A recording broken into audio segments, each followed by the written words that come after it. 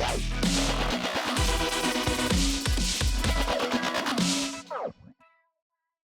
guys, DT here. Welcome back to my channel and welcome to a brand new episode of Clash Royale. So as some of you know, I have been really enjoying the real life events that Supercell has been putting out, and they have been player hosted, which means that basically anybody can host them. And in the last couple of weeks, there have been a few of those near where I live, and I went out and participated in them. The first one was hosted by Clash with Ash, and I'm going to show you one of my victories from that tournament. And if you saw the previous video, I showed you the deck that I'm currently using, which is a Lava Loon deck with the Elixir Collector. I know some of you, are not huge fan of Lava Loons, and some of you are. I am just one of those people who is a huge fan, but this is kind of a different, variation of the deck, and I was able to get quite a few wins with that deck at the tournament. So I hope you're going to enjoy this, and at the end we're going to check out some amazing wins from the most recent event that I went to that was hosted by Ramham.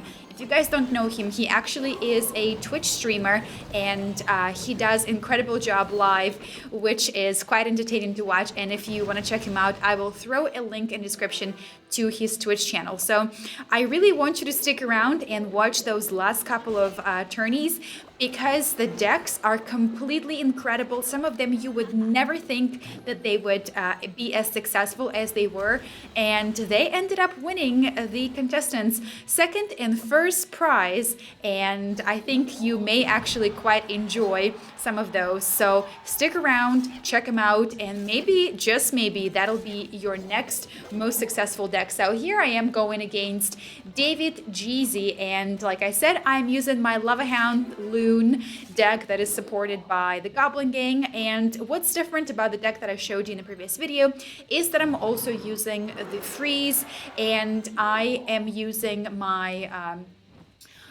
minions and also the Mega Minion instead of having to use the archers, which I'm currently using them in my deck. I know it may seem like a whole lot of air defense mostly, or I guess both, air and ground defense units, but and a lot of them are just very similar property-wise, but I do enjoy using them in the combination really very much, and so I don't think I'm going to change anytime soon. I may cycle out and replace the archers with something else to make the deck a bit cheaper, but in the previous video I was telling you guys that is a really, really easy 3-crown deck, and while it is quite expensive when it comes to the elixir cost, it definitely does work like magic. So just check this out here.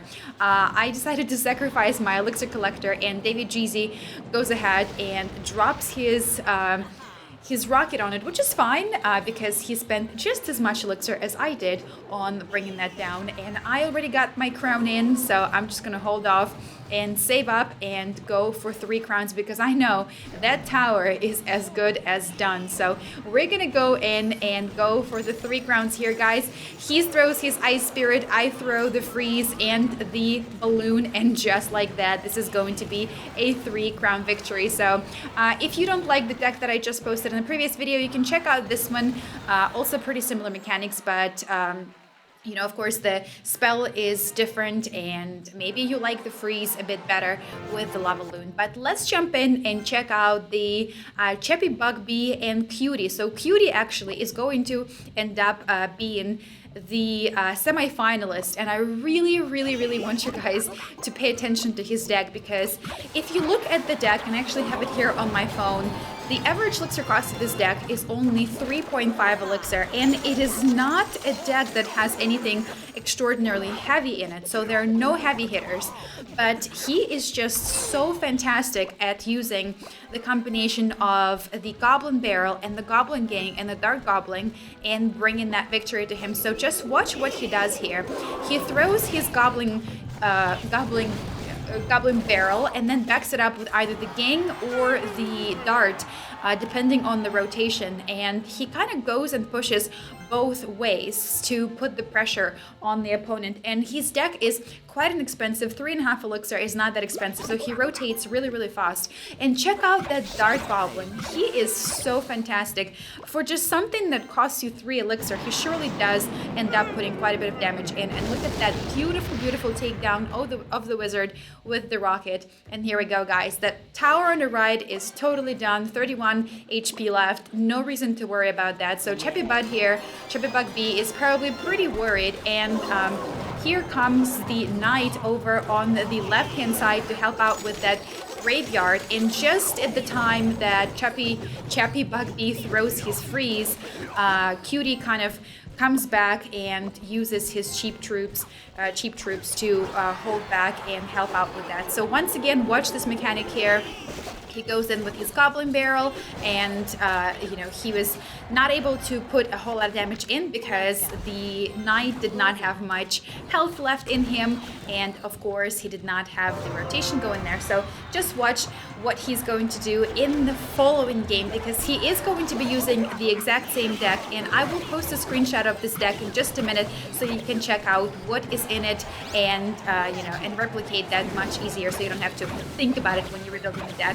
I'm going to go ahead and try that. So the deck, like I said, is only 3.5 elixir, super inexpensive, and look at how awesome of a save that was there over on the right hand side, and Chappy saves himself from the Goblin Barrel there. But Cutie is just doing a fantastic job defending, despite the fact that Chappy is coming in with his graveyard, and he's got really heavy hitters there. He's got the elite barbarians, he's got the wizard, and and the graveyard. And despite the fact that Cutie's deck does not have these super duper heavy hitters, he manages to secure himself a victory. And at just 2 seconds left, that graveyard is not going to help Chappy whatsoever. So now let's go ahead and take a look at the final game of the contest, of the tourney, and you can check out 2 completely different styles here from Jordanian Candy. Who comes in? Well, I guess I shouldn't spoil it to you and tell you who came in first or who came in second. And Cutie. So Cutie is using the same deck. It is the Goblin heavy deck, Dark Goblin, Goblin Barrel, and the Goblin Gang. And Jordanian Candy here is using his Tornado, and just watch what he's going to do with Tornado, and very sneakily make it so that Cutie will actually activate his King Tower, which is going to put him in a bit of a disadvantage. So check this out. What a beautiful Tornado execution there. And now all of a sudden his King Tower is activated, and Cutie is basically going to have to deal with the fact that he's got 3 hitters now. And just like that, guys, he is going in for the right hand side tower. The beautiful placement of the princess is just on point all the time. She's fantastic at helping out with the Goblin Gang, and in just a few seconds you will see her completely shut down Goblin Gang, and Executioner shuts her down in just 1 hit. So she's not going to make it whatsoever and put a single hit in the tower over on the left hand side. But in just a second you will see her completely shut down the Goblin Gang with not a whole lot of distance in between her and the Goblin Gang. And typically you think of her as more of a range unit, right? So she needs that range, but she totally does a fantastic job stopping them. And check out this over here. Cutie throws the Goblin Barrel and then backs it up with the Dart Goblin and puts in a whole lot of damage there. That was just 6 elixir, guys, and what a great job that was, trying to get that tower. And he's wearing it down slowly but surely. And Jordanian Candy also has pretty heavy hitters in his deck, guys. He's got the Battle Ram, he's got the Knight, he's got the Executioner. I guess Executioner is not a heavy hitter really, but he's just really great at supporting those heavy hitter cards. And 2 times the elixir is kicking in, and watch that princess stops the Goblin Gang, and she's gonna put a bit of a distance there between herself and them. There was no distance between herself and the Knight there, so she's gonna go down, and a gorgeous takedown over on the left by Cutie. And Jordanian Candy, despite the fact that he kind of tricked Cutie into activating his King Tower, is struggling here. And that Guard Goblin is really great in the defense.